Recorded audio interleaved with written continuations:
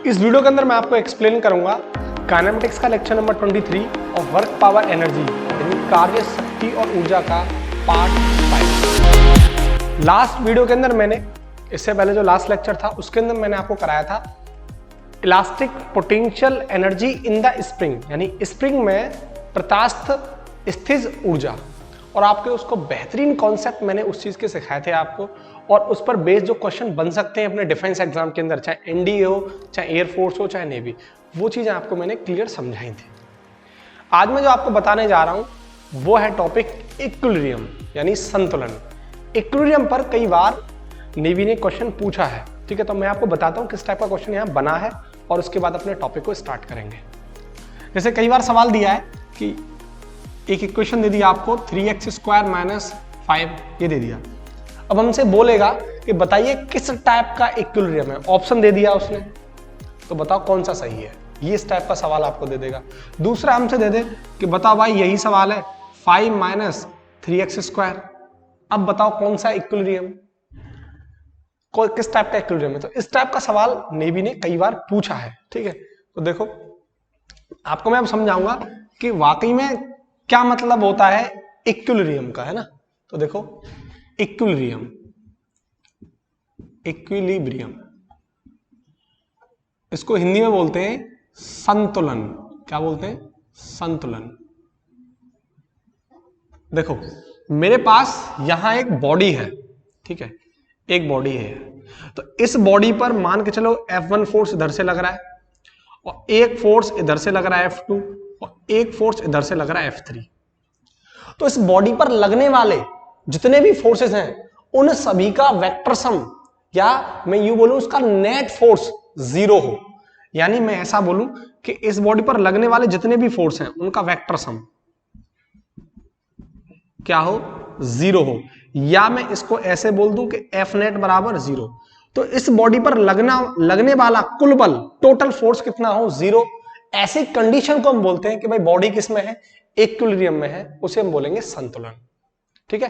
तो बॉडी पर लगने वाला टोटल फोर्स 0 हो तो ऐसी कंडीशन को बोलते हैं हम इक्विलिब्रियम की कंडीशन, ठीक है।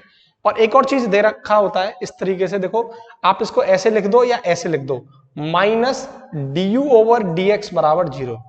अब आप पूछोगे ये क्या होता है, चलो मैं आपको बता देता हूं। du बराबर -wc। देखो c क्या है? कंजर्वेटिव फोर्स या कंजर्वेटिव फील्ड बोल दो। मैंने आपको बताया था कि जो पोटेंशियल एनर्जी होता है, u यहां पे क्या है? पोटेंशियल एनर्जी यानी स्थित ऊर्जा। तो पोटेंशियल एनर्जी जो है वो कंजर्वेटिव फोर्स के लिए ही एक्सप्लेन किया जाता है। नॉन कंजर्वेटिव फोर्स या नॉन कंजर्वेटिव फील्ड, असंरक्षित बल के लिए असंरक्षित बल के लिए पोटेंशियल एनर्जी यानी स्थित ऊर्जा एक्सप्लेन नहीं किया जाता। ये मैं आपको लास्ट के लेक्चर में समझा चुका हूं चीजें। इसके किसी लेक्चर के अंदर मैंने वर्क पावर एनर्जी में आपको समझाया था मैंने, ठीक है। तो ये बात क्लियर है। तो ये आ गया du बराबर, वर्क की जगह पुट कर दो आप F dx, क्लियर। और यहां से आप देखो dx इधर आ जाएगा तो du/dx बराबर -f, माइनस को मैं इधर ले लूं, -du/dx बराबर फोर्स F। और नेट फोर्स कितना होना चाहिए बॉडी पर? 0। तो ये वाली कंडीशन क्या आ जाएगी? 0। तो -du/dx बराबर 0। ये कंडीशन भी इक्विलिब्रियम की कंडीशन होती है। बस इसको किसकी फॉर्म में लिख रहे हैं हम? पोटेंशियल एनर्जी की फॉर्म में, ठीक है।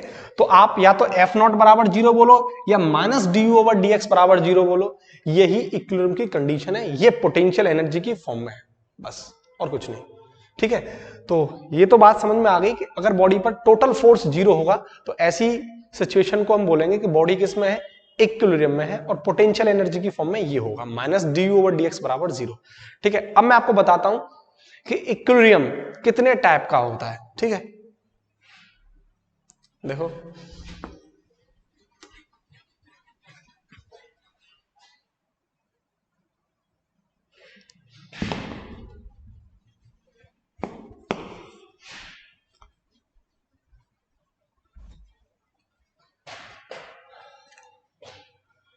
इक्विलिब्रियम बेसिकली 3 टाइप का होता है। सबसे पहला टाइप होता है स्टेबल इक्विलिब्रियम, यानी इसको बोलते हैं संतुलित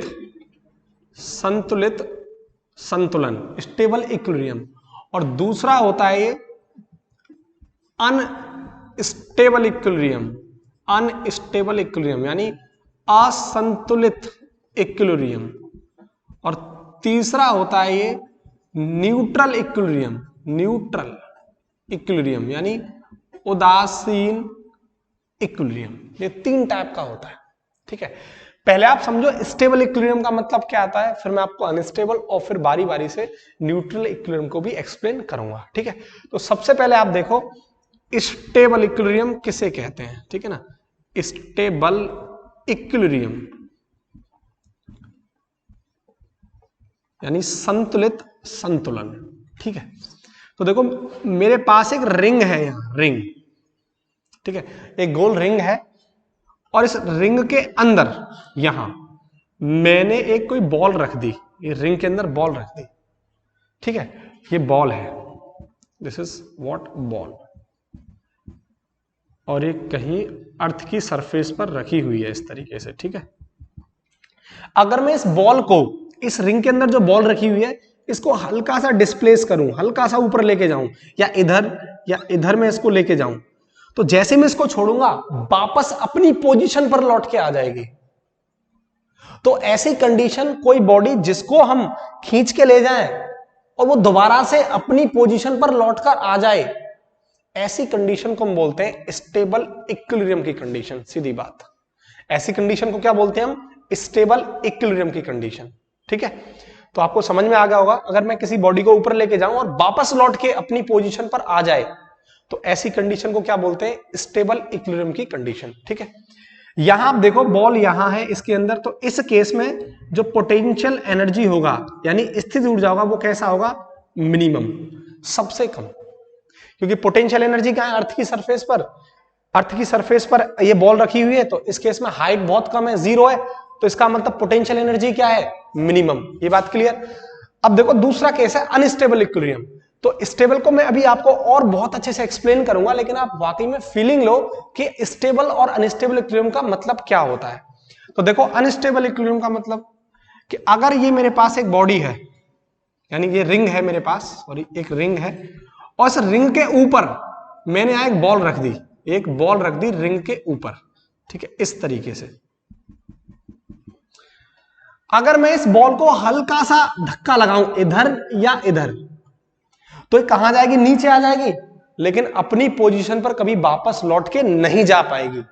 तो ऐसी कंडीशन को हम बोलते हैं अनस्टेबल इक्विलिब्रियम, यानी ऐसा केस जिसमें हम बॉल को धक्का मार दिया और दोबारा से अपनी पोजीशन पर लौट के ना आ पाए, ऐसी कंडीशन को बोलते हैं अनस्टेबल इक्विलिब्रियम।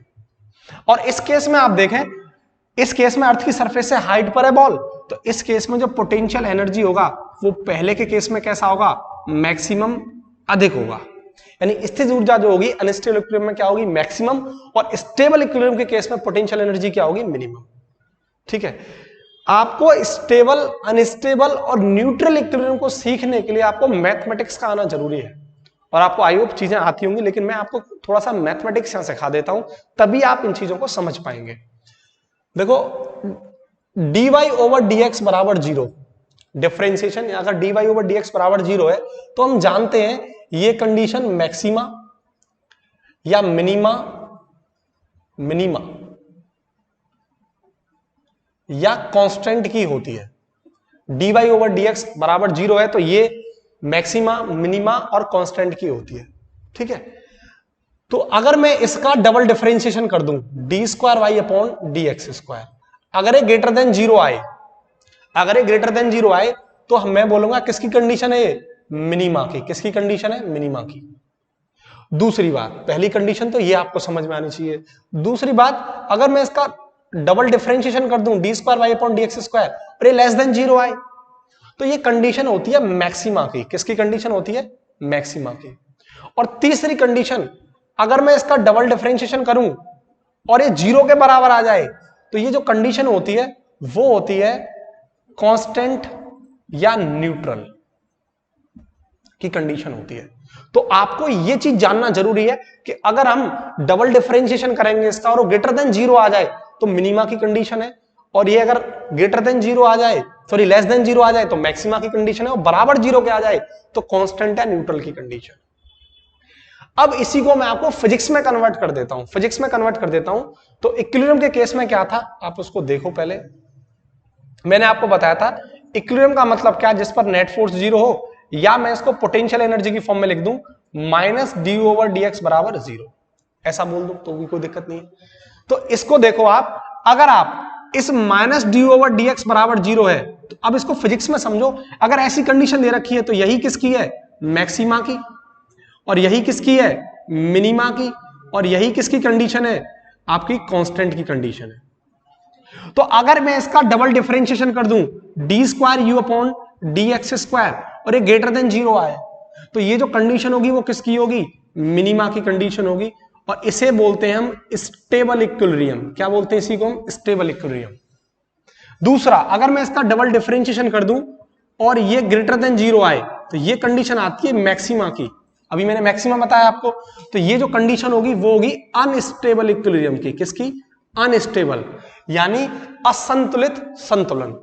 अगर ऐसी कंडीशन हो, सॉरी डी स्क्वायर यू, ठीक है, और D square you upon d x square, अगर ये जीरो के बराबर आए तो ये कंडीशन किसकी आएगी, कांस्टेंट की, तो इसे बोलेंगे हम न्यूट्रल इक्विलिब्रियम, यानी उदासीन संतुलन। तो ये चीजें आपको जानना बहुत जरूरी है। अगर ये चीजें आ गई तो बहुत आसान है, आप इसके सवाल हिट इजिली कर दोगे। ठीक है, तो ये चीज आपको क्लियर होगी, फिजिक्स की भाषा में मैंने आपको समझा दिया है। ठीक है, ये चीज आप नोट करो। एक काम करो, पहले आप इसको यहां देखो, पहले समझो। तो ये स्टेबल इक्विलिब्रियम है, ठीक है। तो स्टेबल इक्विलिब्रियम की कंडीशन यहां क्या निकल के आ गई कि minus D over D x बराबर जीरो, यानी डी, अगर इसका डबल डिफरेंशिएशन करूं मैं डी एक्स स्क्वायर, अगर ये क्या आए, ग्रेटर देन जीरो आए, ये ग्रेटर देन जीरो की कंडीशन है, तो इसका मतलब ये क्या है, मिनिमा, और ये किसकी कंडीशन है, स्टेबल इक्विलिब्रियम की कंडीशन है।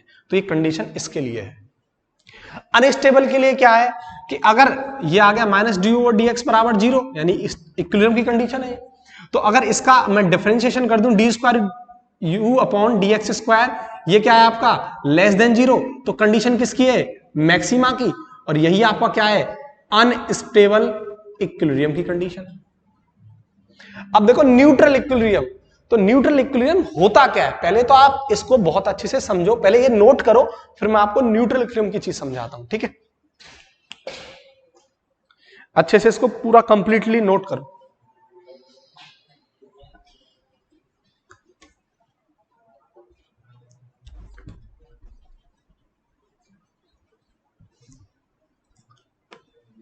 देखो न्यूट्रल इक्विलिब्रियम, ठीक है, न्यूट्रल इक्विलिब्रियम यानी उदासीन संतुलन। देखो ये मेरे पास यहां एक बॉल है और किसी रोड पर बॉल पड़ी हुई है, ऐसे ये बॉल है और रोड पर पड़ी हुई है, ठीक है, यानी इस पर नेट फोर्स कितना है, जीरो है, या बोलूं कि माइनस, जैसे बोलूं नेट फोर्स जीरो है यानी इक्विलिब्रियम की कंडीशन है, या मैं ऐसा बोलूं कि minus D over D x बराबर क्या है, जीरो। अगर मैं इसमें धक्का लगा दूं, इसको बॉल रखी हुई अर्थ की सरफेस पर और मैं इसमें धक्का मार दूं, तो एक टाइम बाद, 1 मिनट बाद, 2 मिनट जाके अपने आप रुक गई होगी, यानी ये कंडीशन ये आ गई, यानी ये बॉल यहां जाके रुक गई। तो अब भी ये किसमें, इक्विलिब्रियम में, नेट फोर्स इस पर जीरो हो गया। लेकिन इस केस में हुआ क्या है, इस केस में पोजीशन चेंज हुई है। इस केस में क्या हुआ है, बॉल यहां से यहां चली गई, लेकिन पोटेंशियल एनर्जी चेंज नहीं होगी, क्योंकि जैसे वो अर्थ पर थी यहां भी अर्थ पर है।